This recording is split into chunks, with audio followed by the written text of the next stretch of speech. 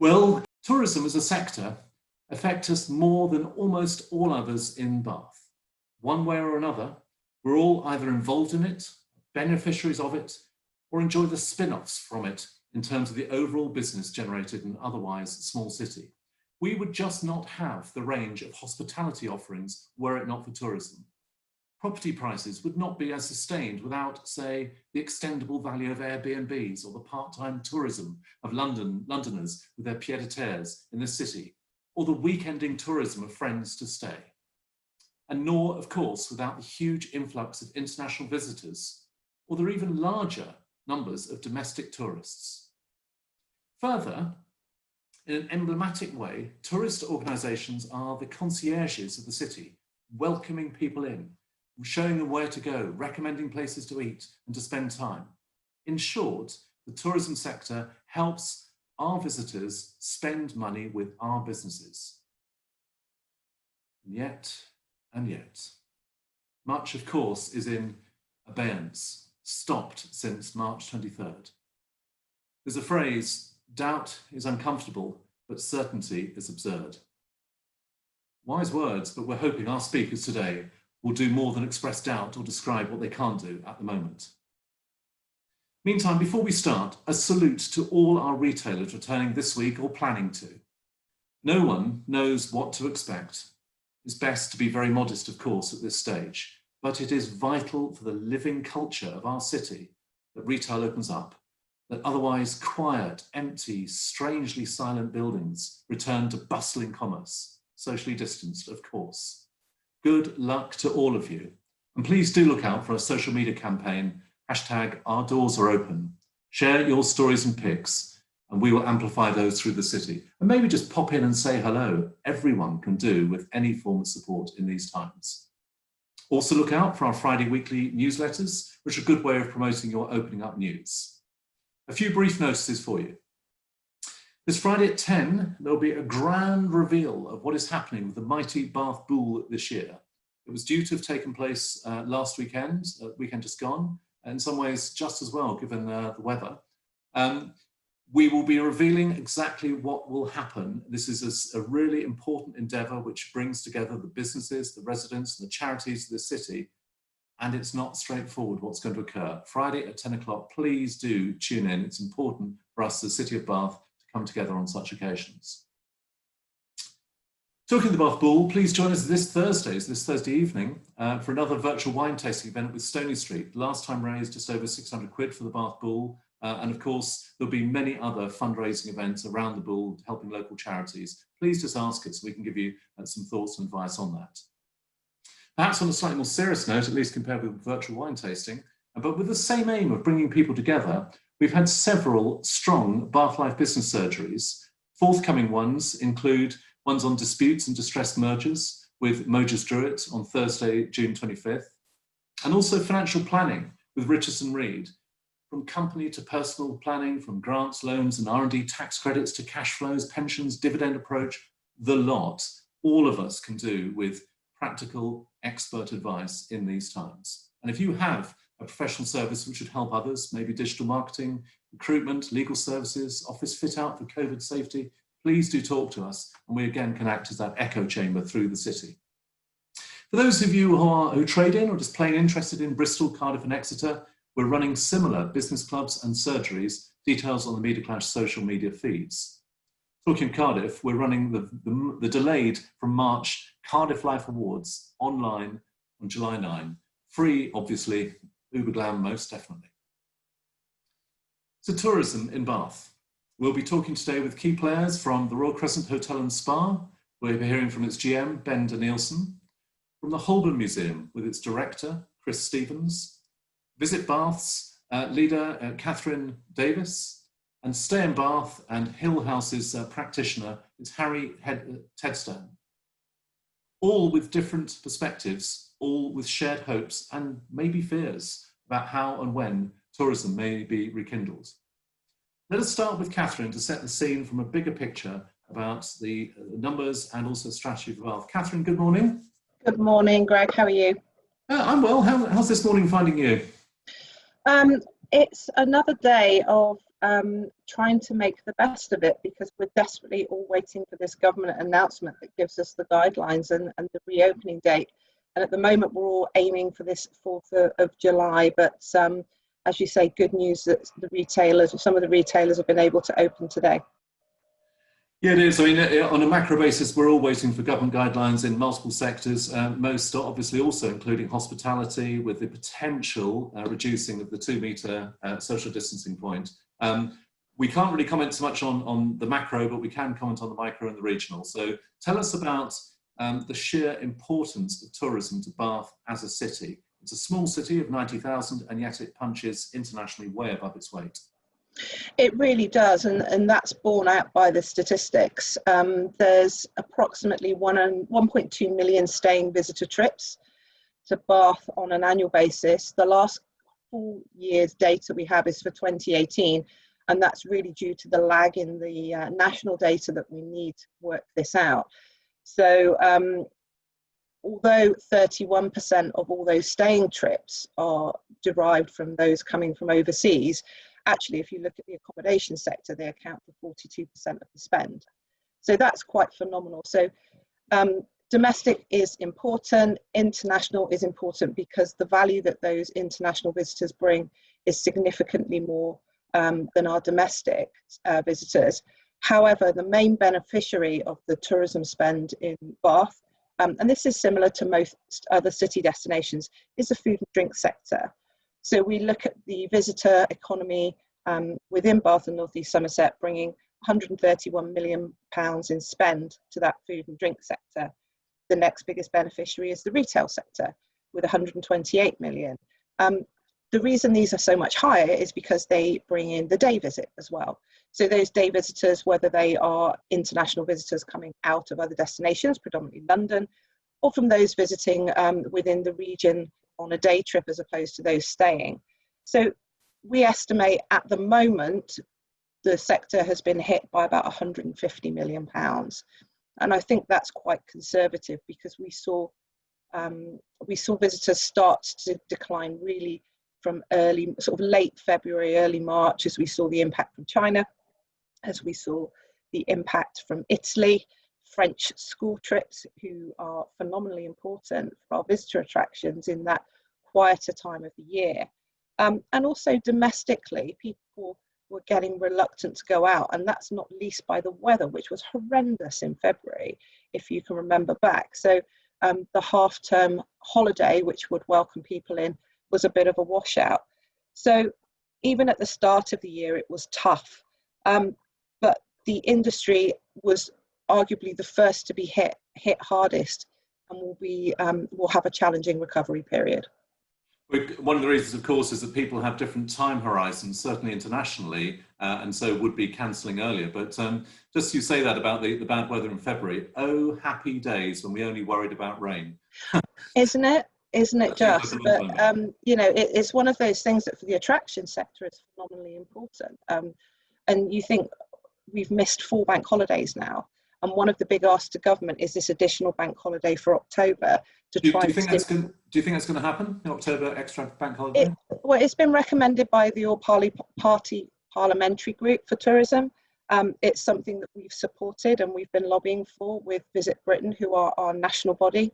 And it's one of a big ask to government about how we get the tourism and hospitality industry, how we stimulate that growth, and how we help people. And I think, you know, it's very doom and gloom for a Monday morning, but this isn't about thriving. This is about surviving in the short term.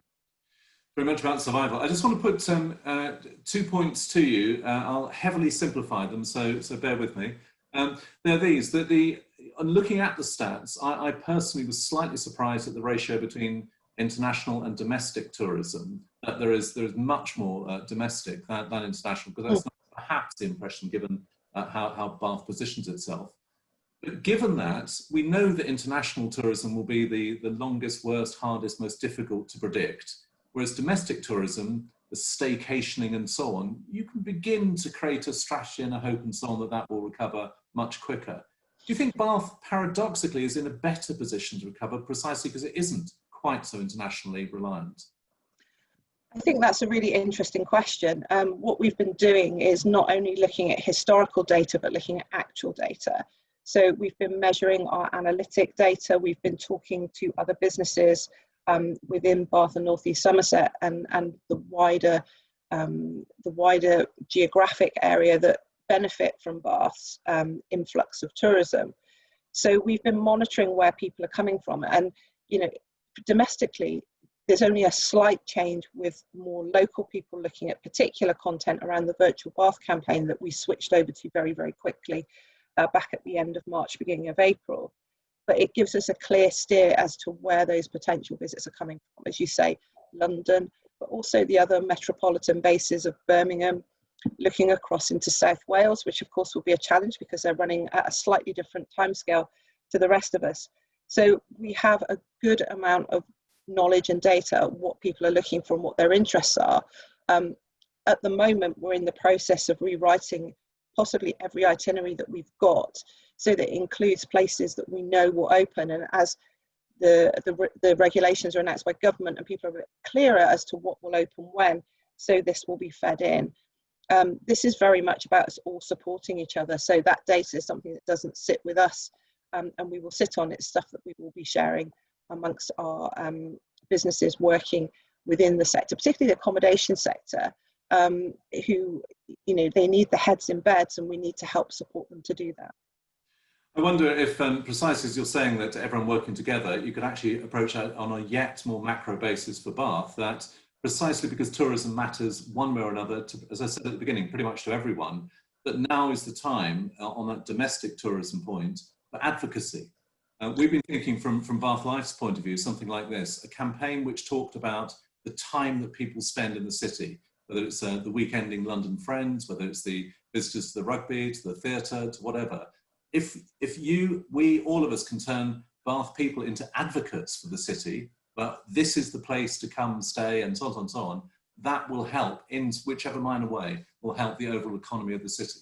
What do you make of that? Absolutely, absolutely. I mean, the visiting friends and relatives market is critical, but like you say, it's becoming advocates and champions, even sharing content from who's open and how to access, because I think the important thing that's going to be vital is the fact not only to share what's open, but how people approach it.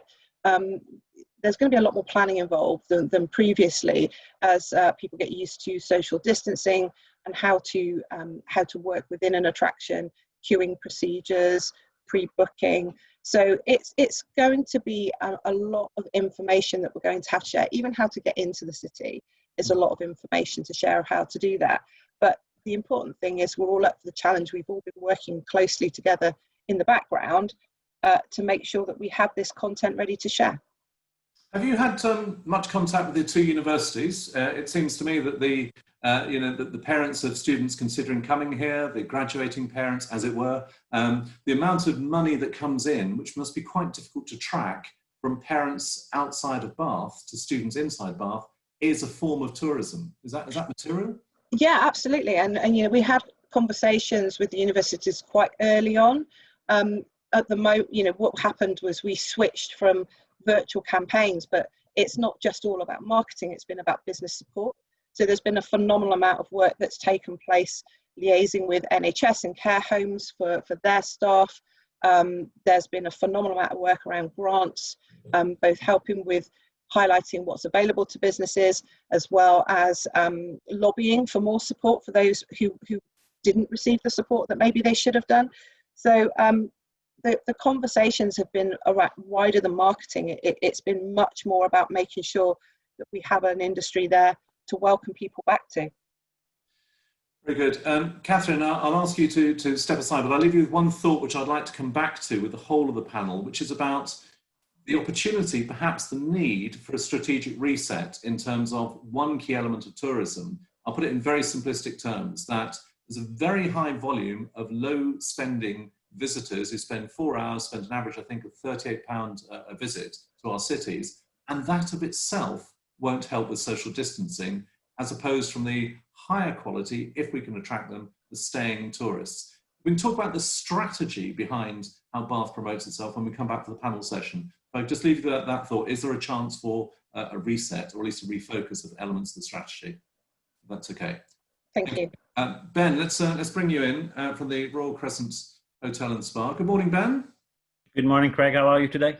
I'm well, actually. I think we're buoyed up when there's been reasonable weather, which tends to help. In homage to you, I didn't shave today, but I have some catching up to do, I see. Yeah, well, that's. I think that's just inertia. It's nothing positive. So let's come on to your reopening plans. You've just quite usefully just announced them as from July 10th. Can you talk through the background to that decision? How you arrived at that, how much of that is in harmony with what you expect governmental advice to be, and then we'll come on to some of the practical points. So tell us about your thinking. Certainly. There is a big caveat in announcing an opening at the moment, because we don't know if we will be allowed to open. But we are hoping that we will be able to open on July 10th. And why do we do this? Well, we feel there is a demand. Throughout this period, we have taken phone calls from customers who are asking us the question, when are we able to come and visit Bath, and when are we able to come and visit the Royal Crescent again? So we have had consistently throughout this period phone calls and requests into the business about when will you open up again. And as restrictions are starting to be lifted, that inquiry level to us has increased. So that gives us a level of confidence that there is a demand for what the Royal Crescent can offer to our customers. Then when we look at the medical data and the advice that we are seeing, we feel that we can create an environment that is comfortable and reassuring to our visitors that it's safe. More than anything, it has to be safe. And that's not only to the visitors, but that's also to our staff. We need to create belief in what we're doing. And we feel we can do that. And being closed every month is a red number in our books. To maintain, to secure an empty building costs money. And when we open up in July, we will still lose money, but we will lose a little bit less. And that's our aim.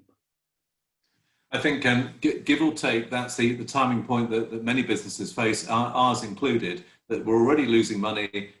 Initially, it's bound to be the case. In order to get something up and running again, you'll be loss making. Do you have with all the caveats under the sun, do you have a projection of when you might be back to near-term profitability on a month-by-month or quarterly basis? Well, for the remainder of a year, for the remainder of 2020, if I can break even, that's my target for the remainder of the year. Never mind the fact that we have then been closed for over 3 months, and never mind the fact that the quarter that we were open is the weakest performing quarter of the year. So that tells you that we will lose with a loss this year. And there's a long time ago since the Royal Crescent was run with a loss. So in my first year, full year, to run with a loss is a bit of a sign for me, but we are where we are. Talk us through the offering of the Crescent from July 10th, assuming that is your start date.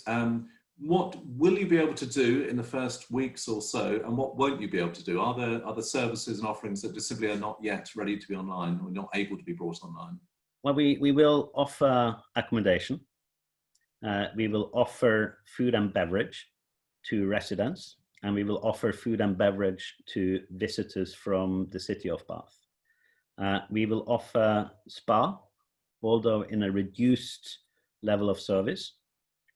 And we will hopefully manage to get our gym open for our members as well, so they can come back and start enjoying being at the Royal Crescent again. The biggest challenge we have is in food and beverage, first of all. We really want to get our afternoon tea offering up and running again. So we will have to reduce the width of the menu and focus more on the traditional afternoon tea. And then we will have a couple of mini afternoon tea offerings. On the lunch and the more traditional food dinner menu, we will simplify it again. We will still produce something that we will be very proud of and very proud to deliver to our guests, but we will not go out full steam with that high-end 3 rosette offering to begin with. We will come out with a upscale kind of bistro, summery, fresh, more simple menu to produce and easier to deliver to the people. I suspect many are salivating already at the prospect of that. I want to ask you a question which is both parochial to Bath Life, but also indicative. As I hope pretty much everyone on this call knows, in real life, we run the Bath Life Business Club at the Royal Crescent with 60, 65 or so attendees each time. When do you think we might be able to get to that sort of attendance, both from your point of view and from our point of view, for the larger scale events at the Royal Crescent, or full occupancy when you have everyone eating together and so on? Well, we don't know how many people we will be allowed to have in at the moment, and this is one of those things about clarity that is so important for us to know. We don't know if it's going to be a 2 meter distancing or a 1 meter distancing. It's a huge difference for us. I have asked my team to limit the capacity within food and beverage. I've asked my team to limit the occupancy to a maximum of 50% until we have more clarity. When can we do larger events? I think it will be hard to get that done this year, to be honest. I think this will be with us for a while. Talking of your team, how have they responded? Everyone has been some form of bewildered, some form of optimistic one day, completely pessimistic the other day. How have you managed them, and how have they been during this time?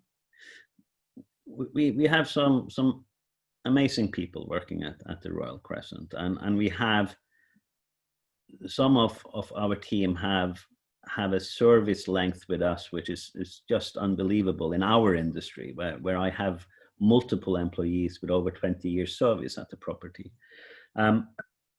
Throughout the period, we have tried to stay in touch. We have tried to have quizzes online. We have had newsletters going out to our staff.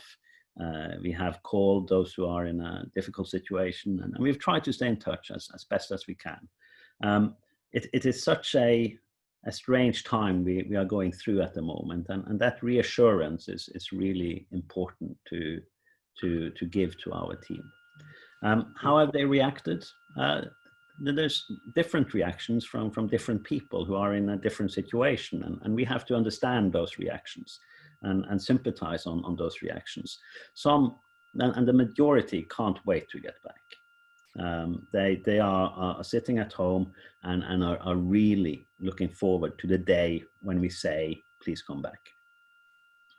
Some are worried, some are shielding due to family situations, and they are worried about what kind of environment can we create. And we need to reassure them, and we have to show them that through our risk assessments, through our changes of operational procedures, we are creating an environment that is safe and enjoyable, both for workers and for guests. Well, Ben, we wish you and your team all the very best in these times, and you are so sort of, as an organisation iconic, perhaps even emblematic of the very best of Bath, that it is important for us all that the Royal Crescent can come back to some form of health reasonably soon. So all the very best with that, and thank you for now. Let's bring in Chris Stevens. Chris is the director of the Holburne Museum. I think you're coming up to your 3rd anniversary, Chris.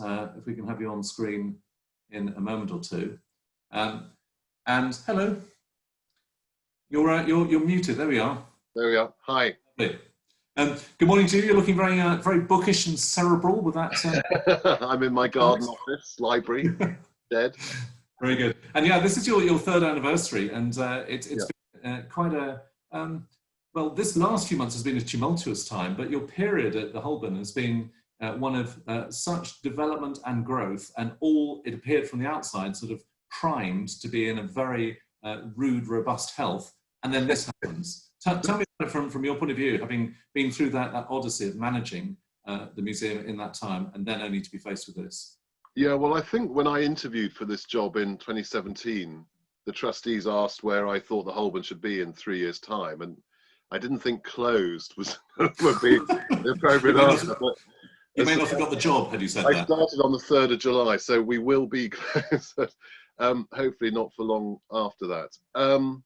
Yeah, I think, you know, we have been trying over that time to make the Holburne feel like a place which is more animated and livelier and more contemporary in feeling, and to some extent in content.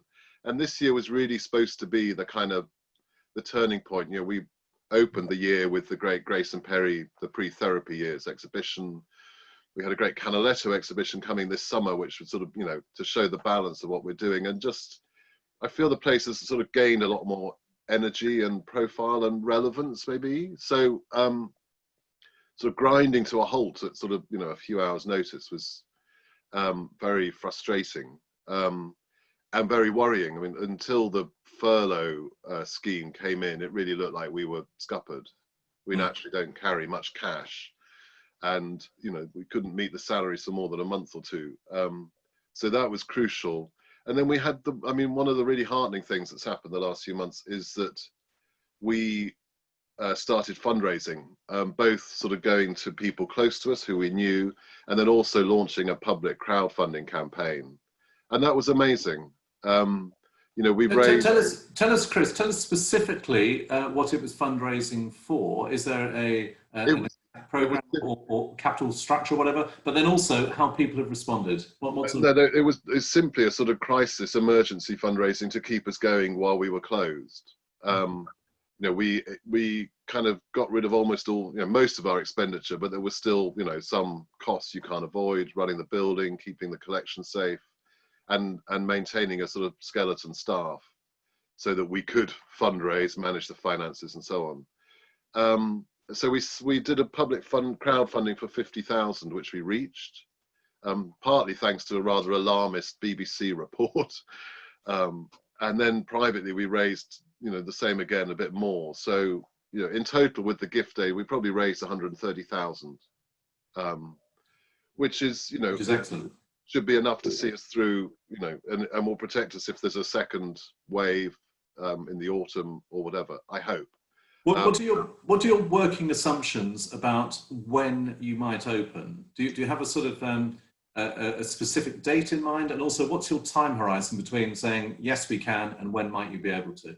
So we're working to be able to open from the 4th of July, which is the earliest feasible date. I'm not terribly optimistic we will be allowed to open on that date, but like Kathryn said, we're all waiting to hear. But we'll be poised, ready to go. We've managed to extend the Grace and Perry exhibition until January the 3rd.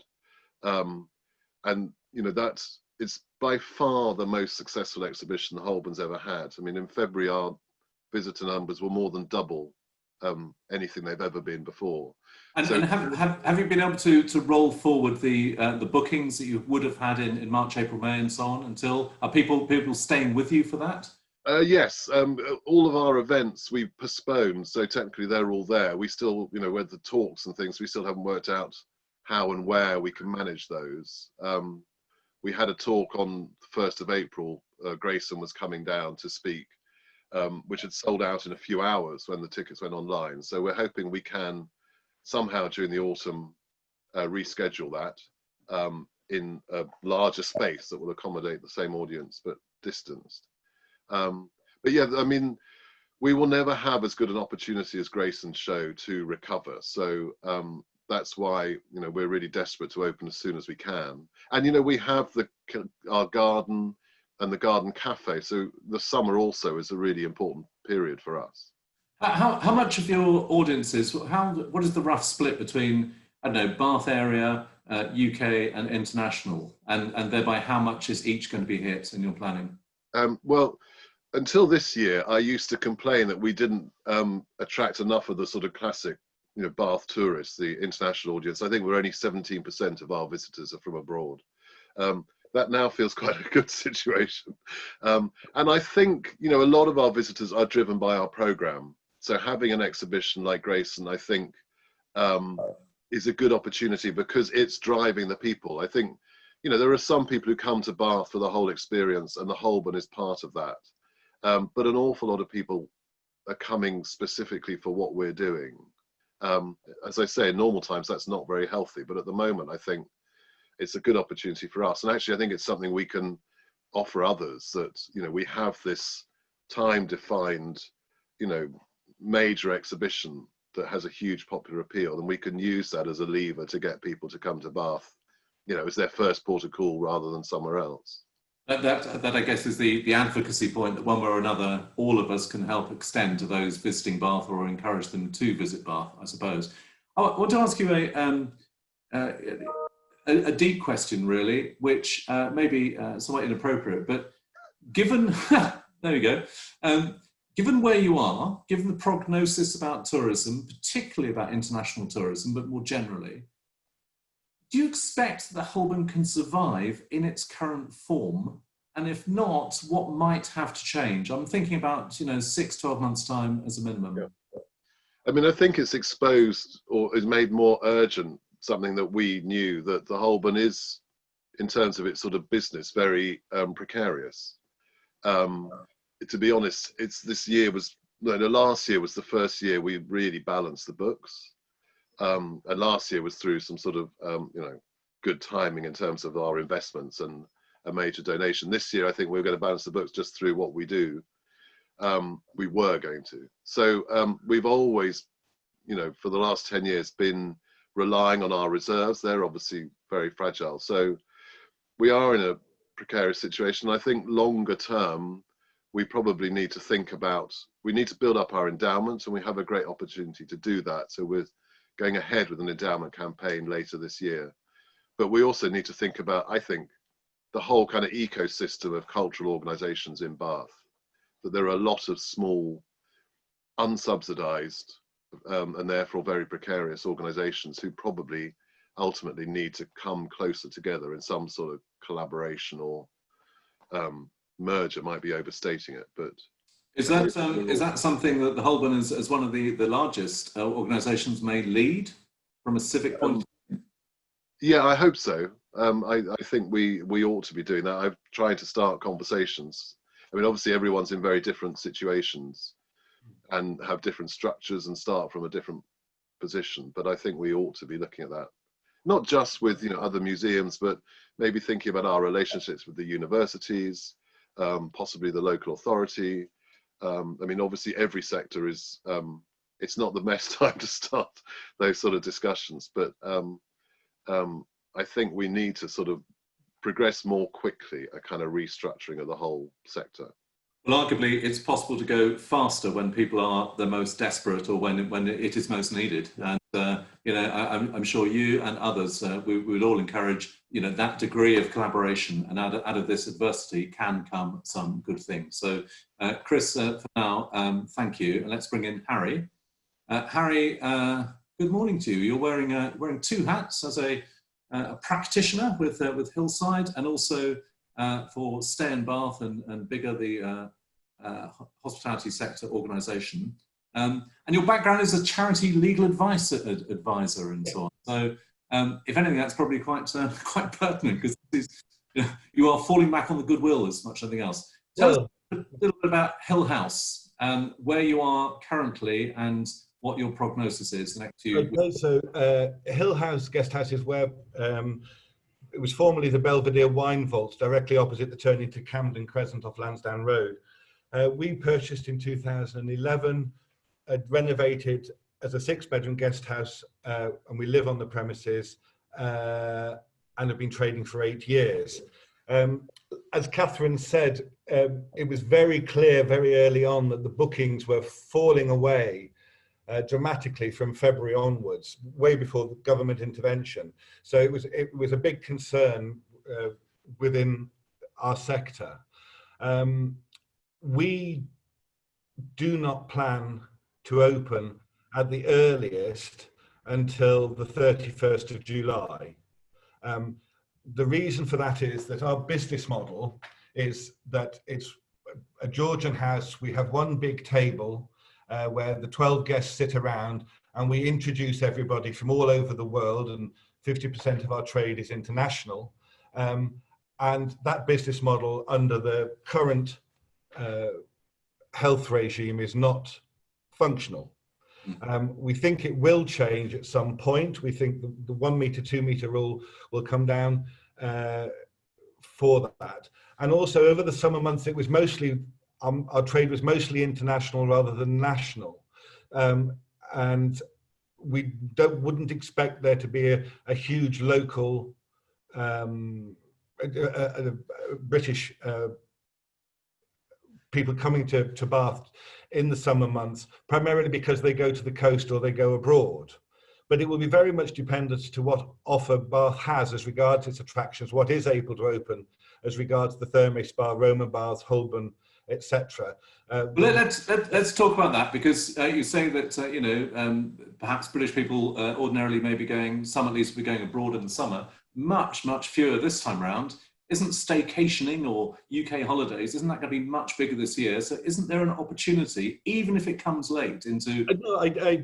I think there are opportunities, and one should never miss the opportunity of a good crisis to change things, and one has to change.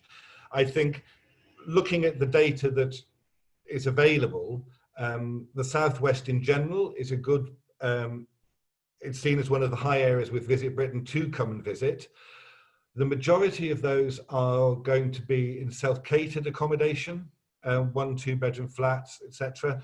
Nobody really knows with the houses which hold 10 or 12, the party houses as they would have been termed originally, what's going to happen as regards whether they're going to be allowed to be open because of the mixed families within that, or mixed groupings.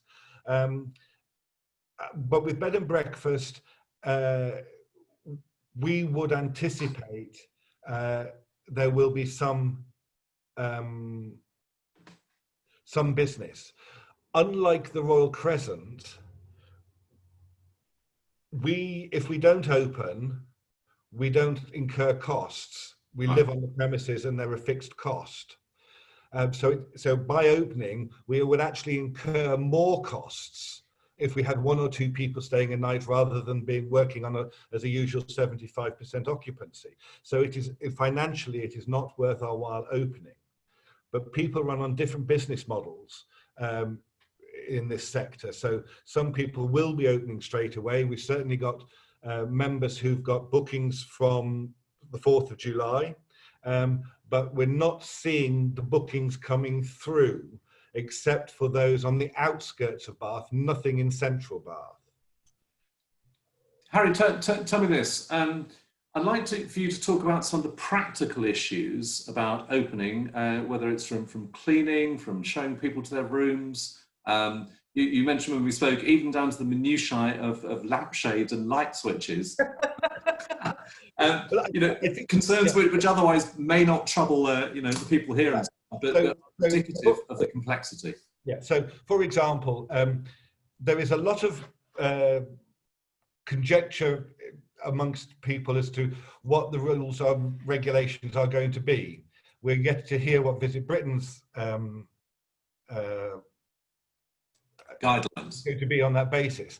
But you have to look at it as 2 ways. The first way is what's the guest's safety, and then what's the staff safety, and we've walked through those. So, for example, we now have the situation where somebody would pull up outside our door, we would go and welcome them, we would get their luggage out of the van, we would bring them into the reception area, have a chat to them, show them to the room, find out what they want, direct them to a local restaurant, or this is what's on at the weekend, and why don't you try this pub because they've got a really good ale on, etc. Now we can't be within 2 meters. So you pick up the bag from the door.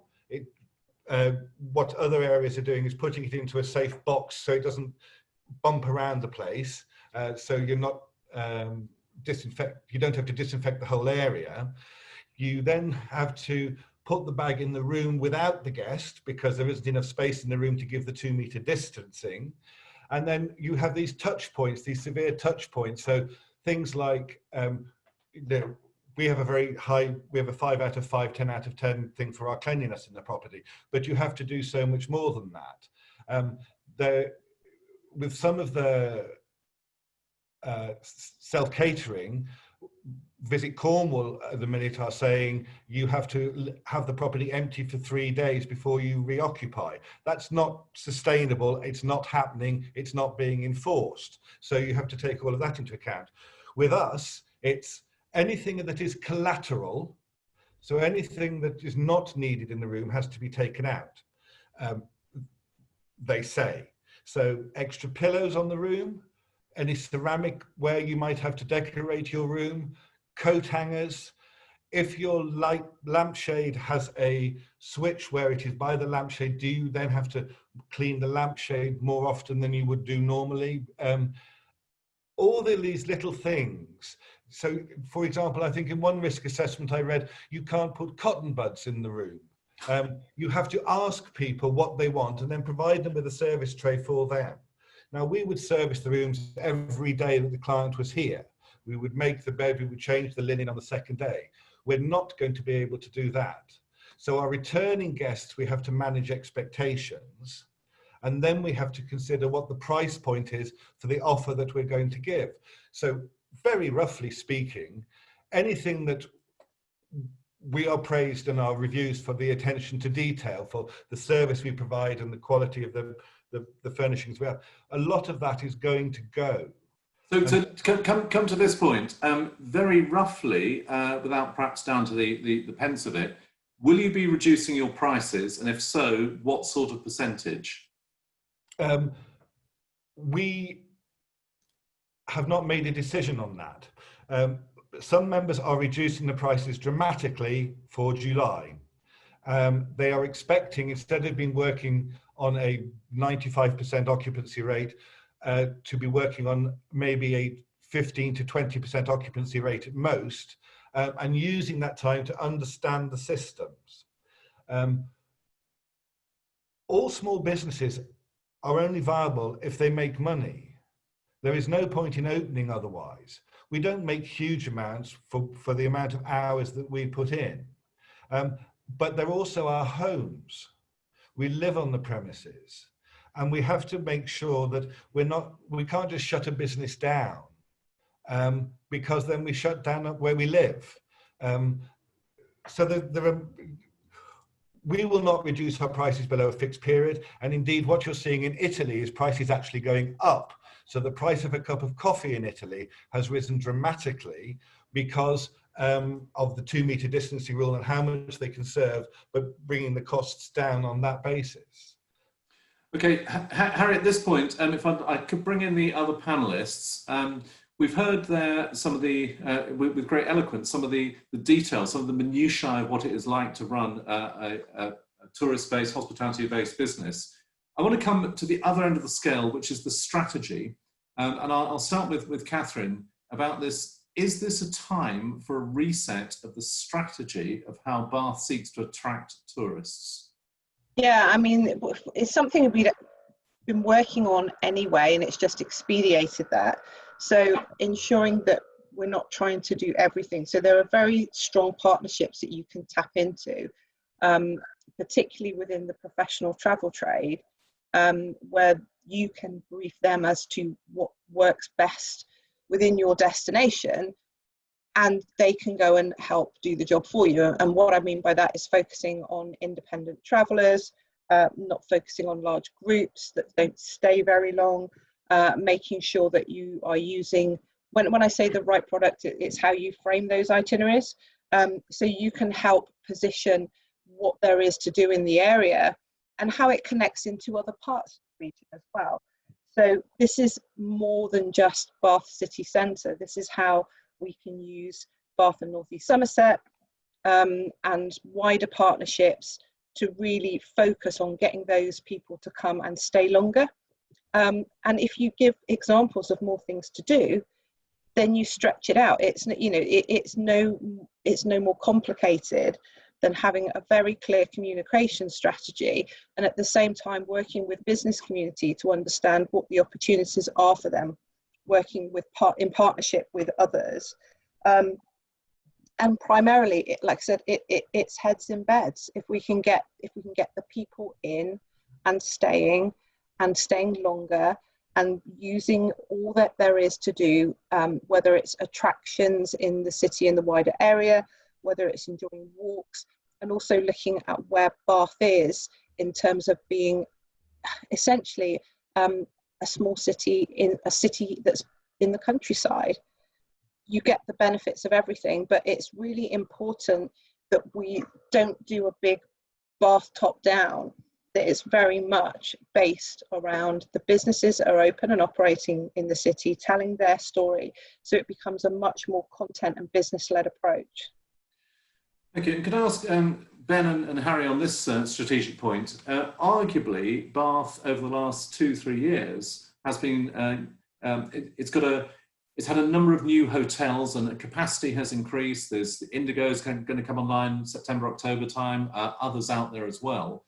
It already faces an issue of potentially too much capacity. How do you see, from a macro rather than from specifically your own operations point of view, the macro point of view about the totality of tourism and night stayers, overnighters to Bath in the future compared with where it might have been a year back? I think you've got, there are three distinct points I'd put on there.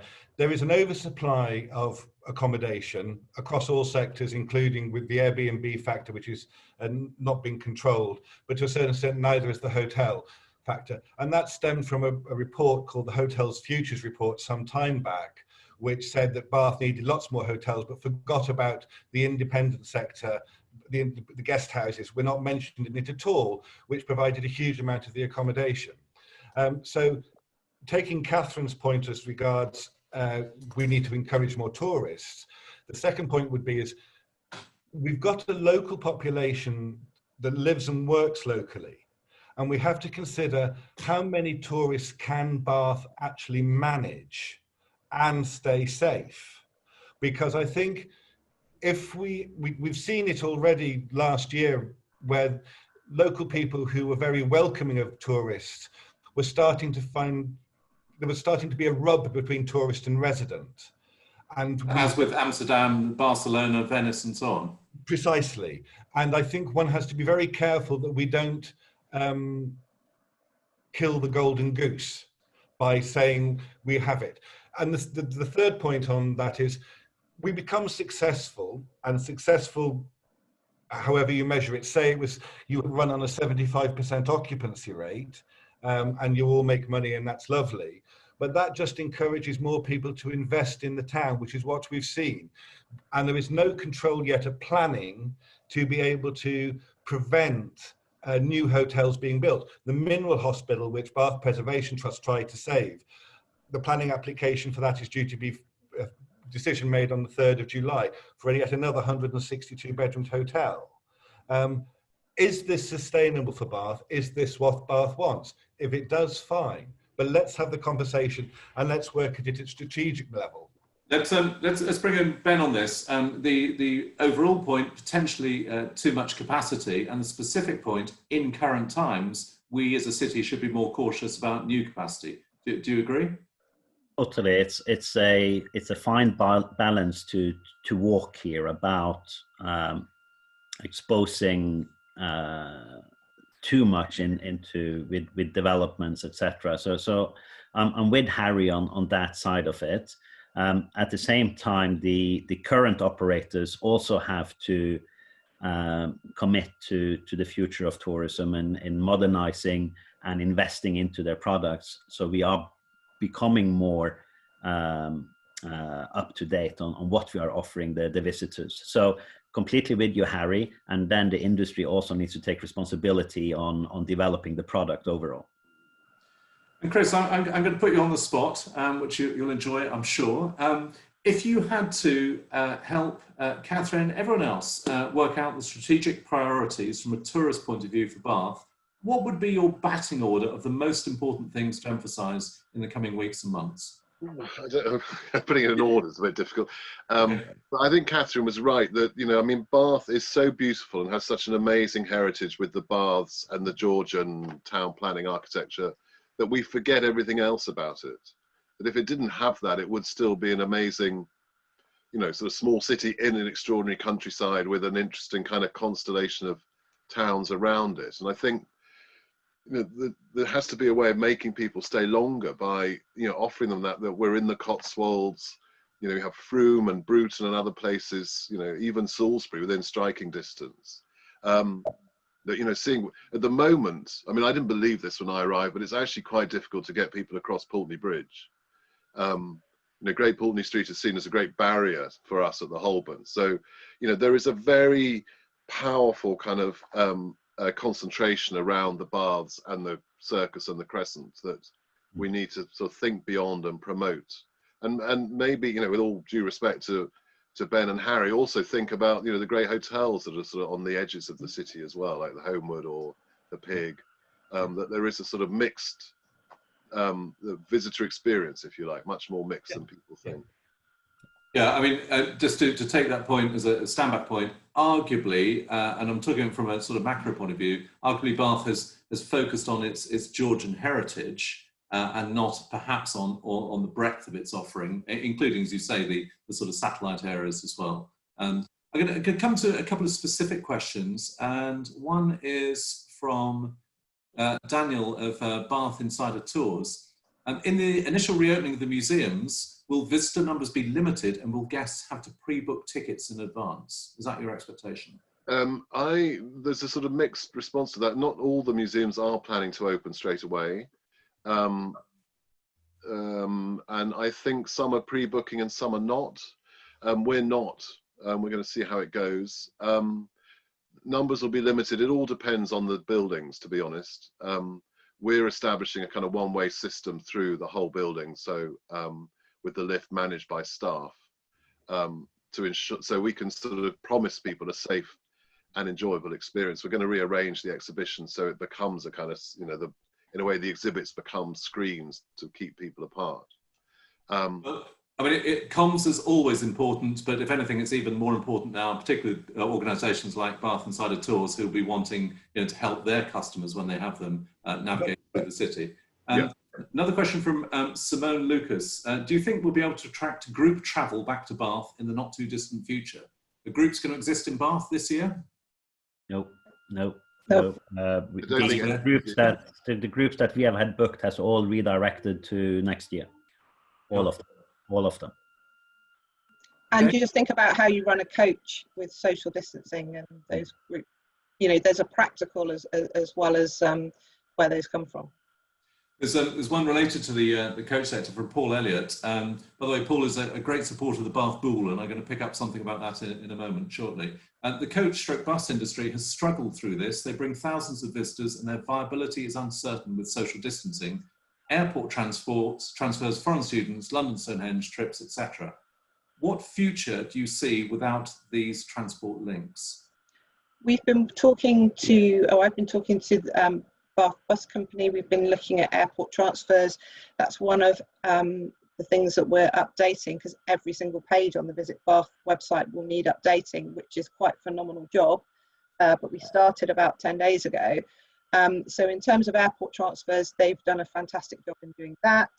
The wider tours depend on a number of things hitting together. And if you've got attractions that are running at a lower capacity, whether that's in Bath or anywhere else on those routes, that's going to have a knock-on effect there. And again, this is where it comes down to the communication side as well. I think if you look at, for example, the Mad Max tours and Lions tours, who are members of BIGHA, Mad Max certainly, they've taken all their vehicles off the road and are not coming back this side of September because there is absolutely no point in running them. We're told that Stonehenge will open on the 4th of July, and our understanding is that the Roman baths will try to do the same, but that we're waiting for the clarification. Both have booked times for that, and what has been very good is to just an example of the collaboration is Stephen Bird with the Roman Baths is working with the accommodation sector to ensure that when we get bookings through, we always promote the Roman Baths, the Holburne Museum, etc., through our various reward cards, etc., that we will get some kind of priority so that we can think smarter by making sure that the majority of the visitors that are going to the Roman Baths are actually staying. It doesn't help the coach party tours, but they don't bring a huge amount into town. And I think we've got to make some tough decisions there as to where the benefit is to the local economy.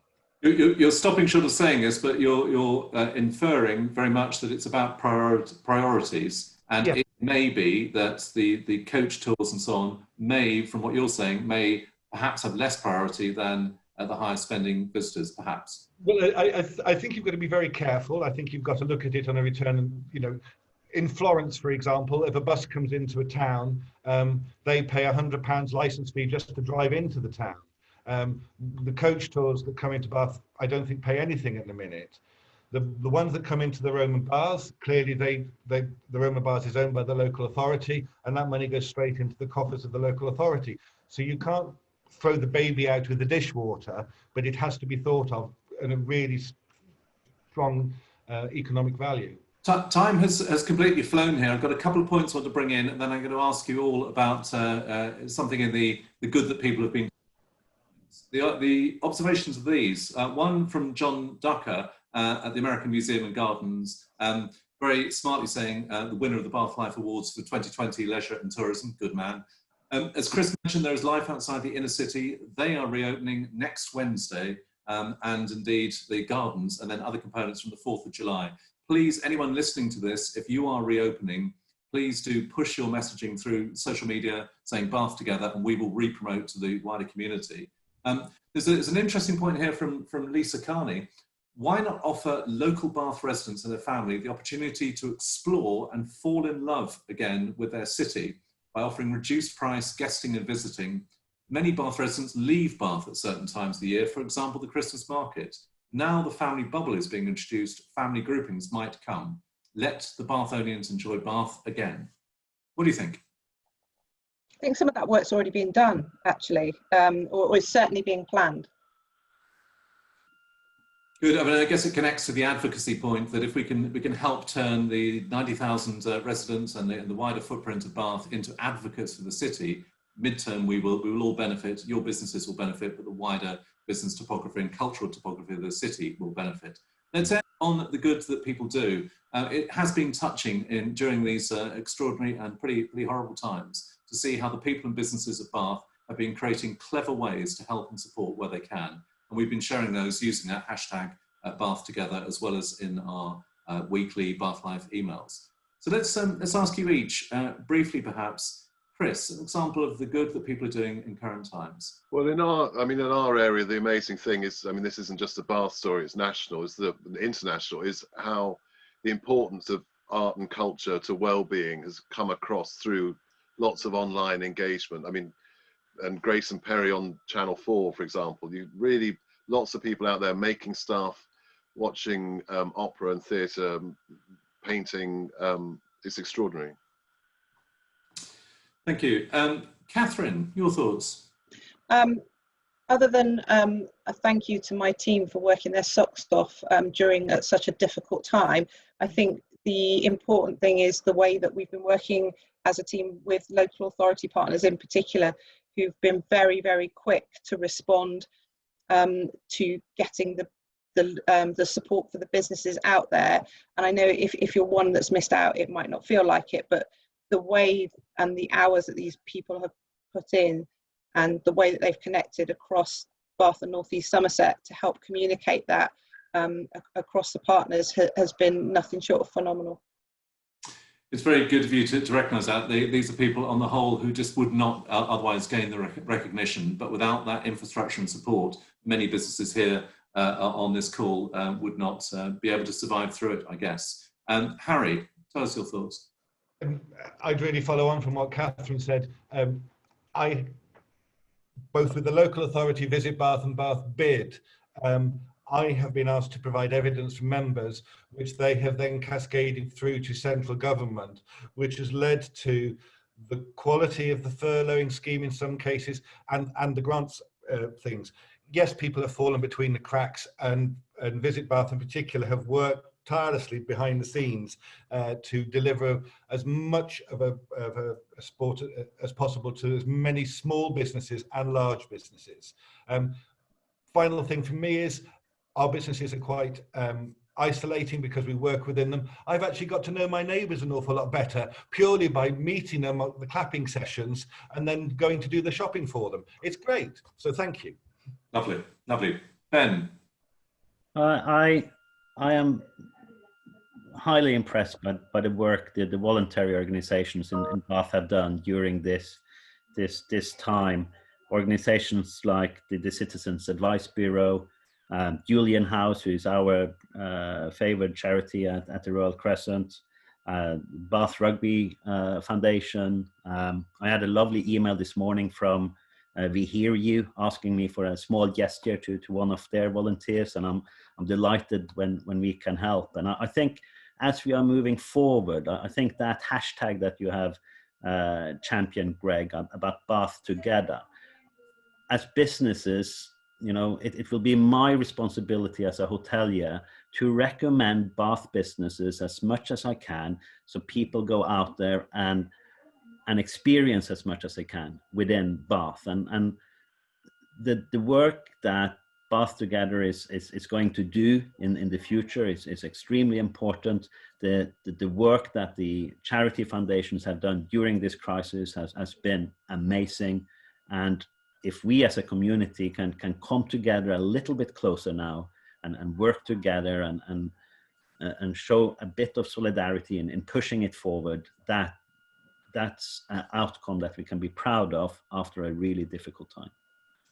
Solidarity is such a powerful word and such an important message to end on. I don't think any of us are approaching this with any degree of sugarcoating. The real challenge for all our businesses and organisations is ahead rather than backwards. And so, you know, if in this time we can stand together to promote the city, to help each other, then at least we're in a stronger position than we might be otherwise. To you all, thank you very much. To Chris, to Ben, to Kathryn, and to Harry. Please look out for our next Bath Life Business Club and Business Surgery. The latter is a week on Thursday, June 25th. We run those really to give free practical advice for all sorts of businesses because we all need that help in current times. On the lighter note, do join us for another wine tasting for the Bath Bull this Thursday night. I would just stress the Bath Bull point again. This is a coalition point. It's almost to your word, Ben. It's a solidarity point where we as a city can come together for enjoyment and to raise money for charities. We do have that big announcement come Friday morning. Please join us for that, and please follow up to see what you can do to help those charities of Bath as a result. Thank you to all of you for listening today. I think we had a peak, something like 101 registrants, which is very good indeed. Thanks also to Motors Druitt, who otherwise would be the sponsors of this event, were it to be in real life at the Royal Crescent. We'll be tucking into lunch fairly shortly, were that the case. Good luck to all of you, all of us, as we blinkingly emerge, especially to our retailers today, and to all in the hospitality and tourist sector in the coming months. Wisdom to you all. This has been a Media Clash production, and this has been the virtual Bath Life Business Club. Thank you. Bath Together. Thank you. Thank you. Thank you.